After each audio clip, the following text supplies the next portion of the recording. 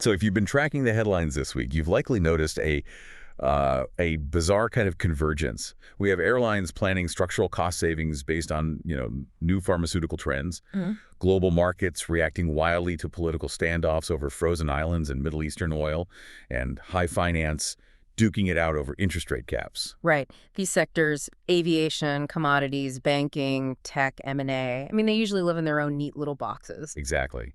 But our sources are showing they're absolutely converging. It's creating surprising risks and, well, even more surprising pockets of profit. Okay, let's unpack this. And we are going to start with a nugget that is so strange it sounds almost like financial science fiction. How a major public health trend is now being analyzed as a source of unexpected structural savings for the entire aviation industry. That's the kind of cross-sector ripple effect we're really digging into today. That's right. For you, the curious learner, our mission is to deliver the shortcut to being truly well-informed.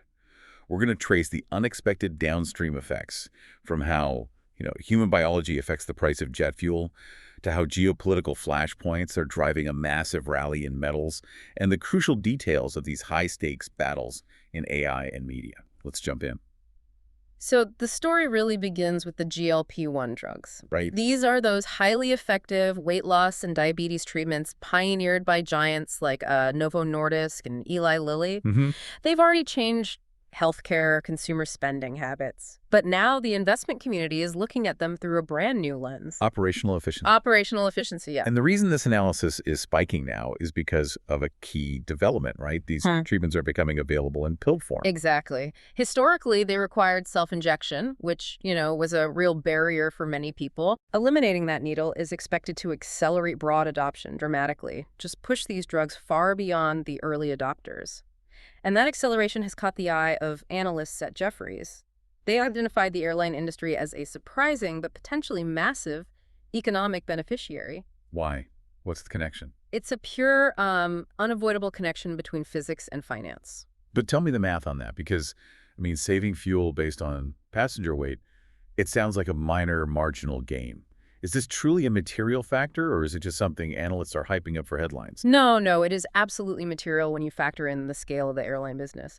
Jefferies analysts determined that if society saw a 10% reduction in average passenger weight, which is, achievable if these drugs see the adoption people expect, that translates to roughly a 2% total aircraft weight savings. Wait. 2% of the total aircraft weight? That's significant. It is, and that 2% aircraft weight reduction translates directly into about 1.5% lower annual fuel costs for the carriers. And 1.5% might sound small, but in this context. Well, let's put it in context.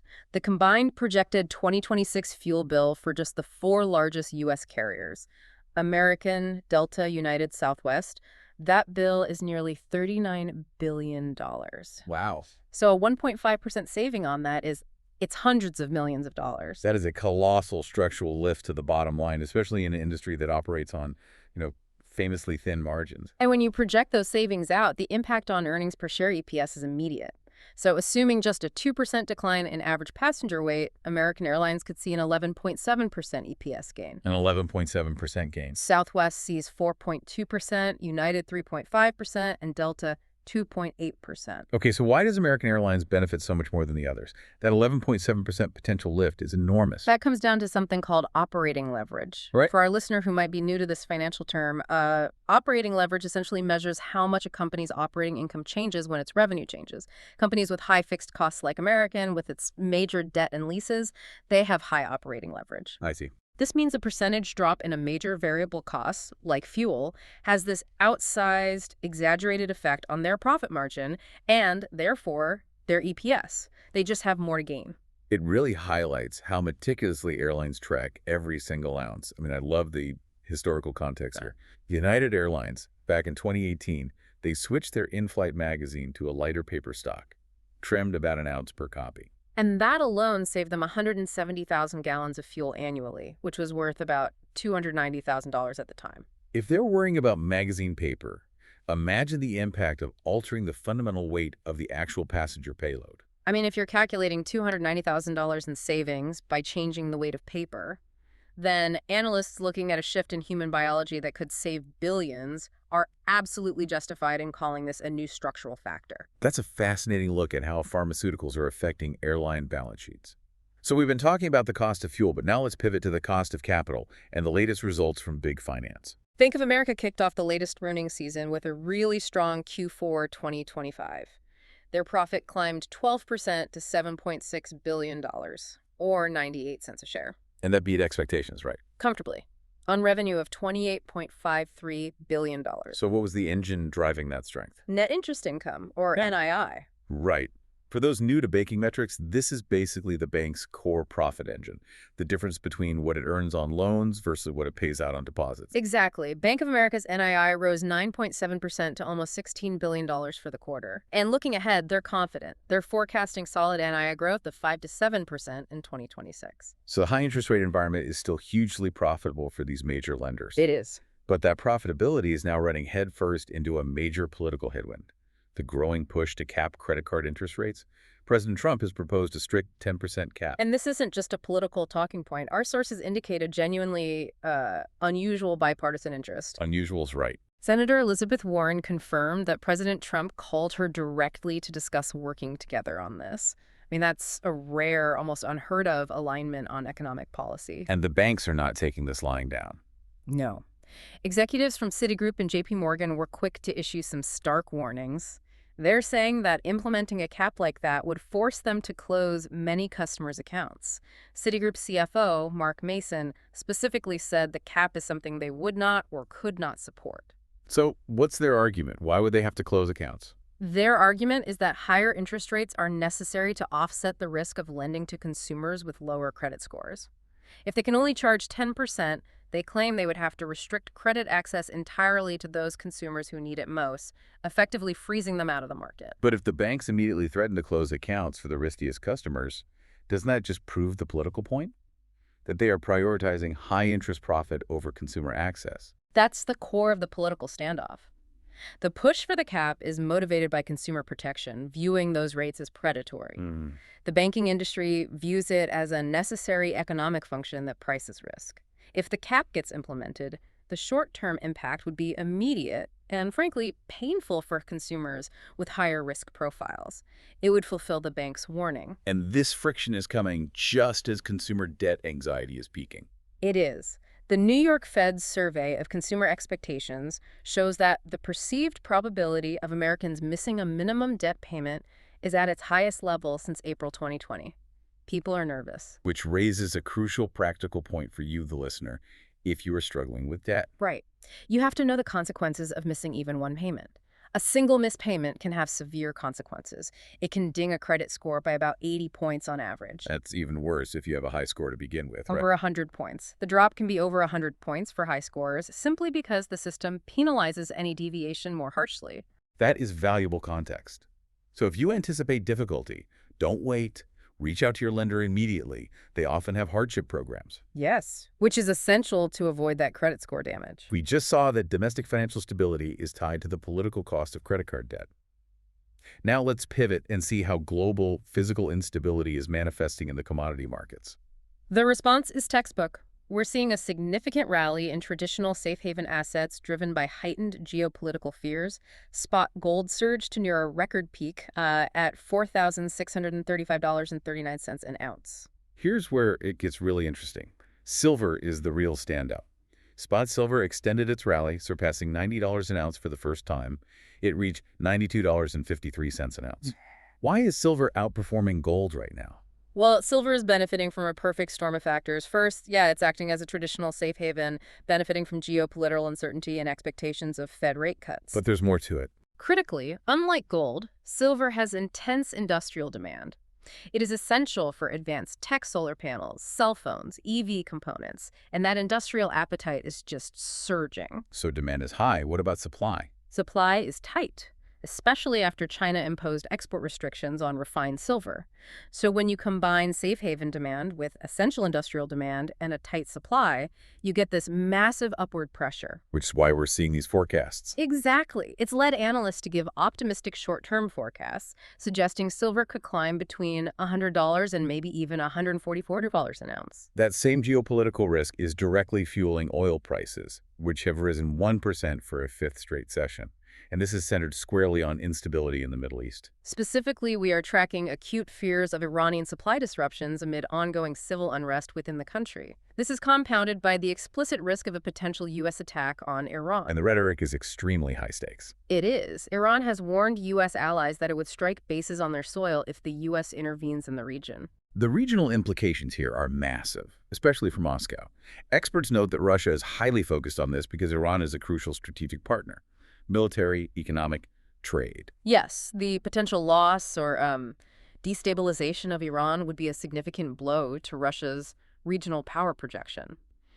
If Iran loses stability, Russia loses a vital piece of its strategic puzzle for maneuvering in the Middle East. The stakes for the Kremlin could not be higher. And finally, let's look at another geopolitical flashpoint, this one far to the north.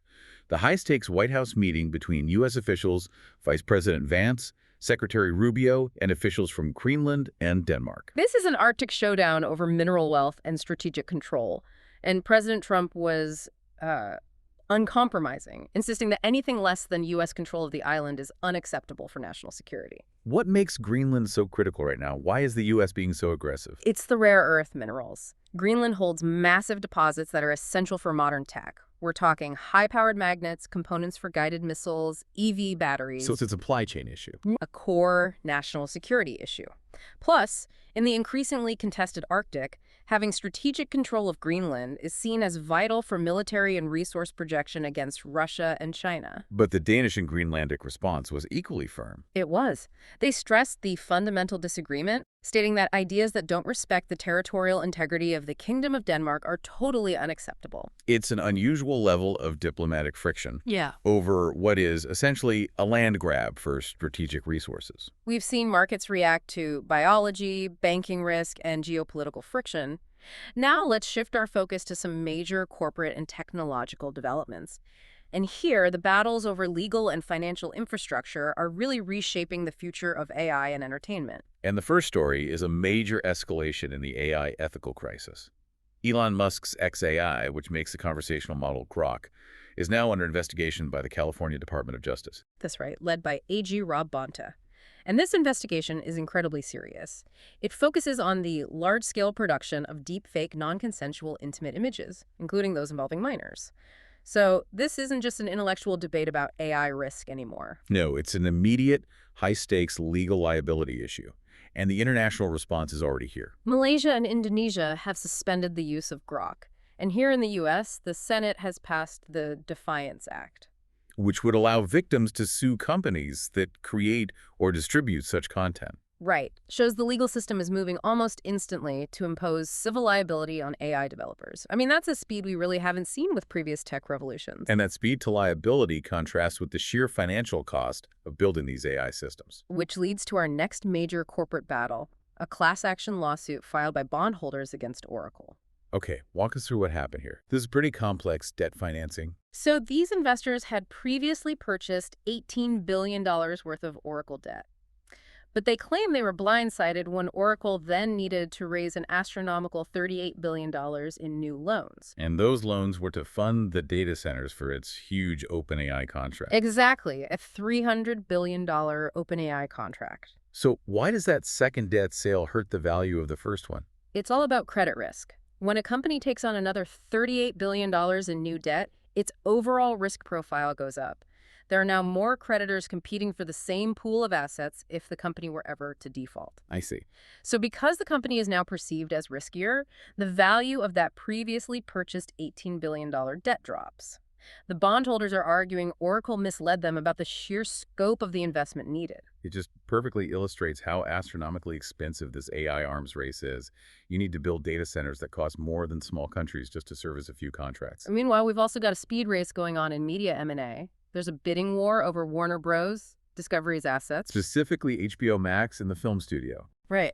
And Netflix is currently trying to fend off a hostile, superior push from Paramount Skydance. Paramount Skydance offered a better deal, right? A $30 per share offer for the whole company, which beat Netflix's initial $27.75 stock and cash offer.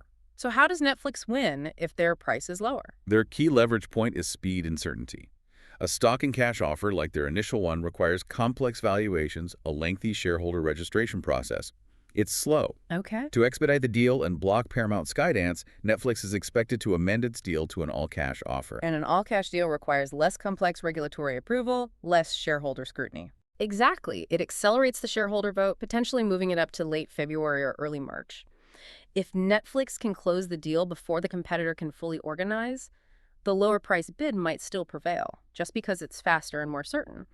If we connect this to the bigger picture, what we've seen today is the incredible market volatility that gets created by this high-level cross-sector friction. I mean, we've had to process the unexpected financial upside of a pharmaceutical trend and then immediately grapple with the new, immediate legal risks of AI. And at the same time. At the same time, traditional safe haven rallies are back, driven by extreme geopolitical risks, whether that's over oil in the Middle East or rare earth minerals in the Arctic. The core theme running beneath all of this is the growing friction between high-level political intervention and, established economic fundamentals. The banks are fighting political price controls on consumer debt.